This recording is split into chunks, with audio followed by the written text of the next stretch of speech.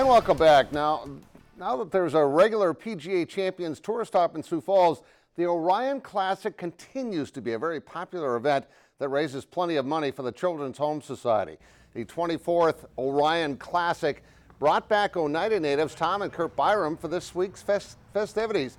Tom missed last year's due to a funeral, while Kurt's work with the Golf Channel has kept him away for a couple of years. And the brothers were certainly happy to be back in South Dakota for such a great cause. The people that have been involved with this charity for so many years realize how needed they are to support this thing, that they're not going to let it go away just because the tournament came in. It's just going great, I think.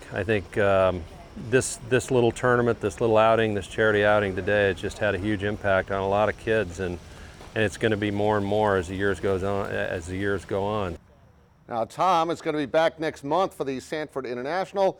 Though Kurt won't be here due to a commitment on the PGA Tour, the Orion Challenge has raised well over $7 million for the Children's Home Society since it started 24 years ago, thanks to Mark Amundsen and Graham Marsh.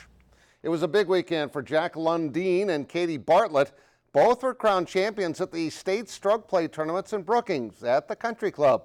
Lundeen, who will be a senior at Roosevelt, won by 2 shots and became the state's youngest winner ever, with his dad on the bag and with his grandpa watching. As for Bartlett, she also ended up winning by 2 over Maggie Murphy, becoming the 3rd peer governor to win a state title in recent years. Well, the USD Coyotes are excited to get the football season started, and one of the big reasons why is the guy who leads them on defense. Meet Darren Greenfield, our Carl's TV and Appliance Athlete of the Week. Since the day that Darren Greenfield's grandfather introduced him to the game of football, I don't ever want to be the guy that's like stuck up, won't talk to anybody. I want to be the guy that's out here having fun, because you come out to practice and you have just a crappy mentality. You're trying to get through the day instead of getting better in that day, taking every rep like you're trying to get better. He's always wanted more. You get 1 opportunity per game, 1, 2, 3 opportunities per game. You seize every opportunity you get. And then as soon as coaches see that, they'll start to take notice. That's how the Sheldon native came to Vermilion in 2015, just hoping he could find a bit of playing time. A couple years in, become a role player, become somebody who could be a special teams player or something like that. That was always my goal. And turned into one of the nation's best defensive players. The 2-time All-American enters his senior year on the Buck Buchanan watch list for the best defensive player in the country.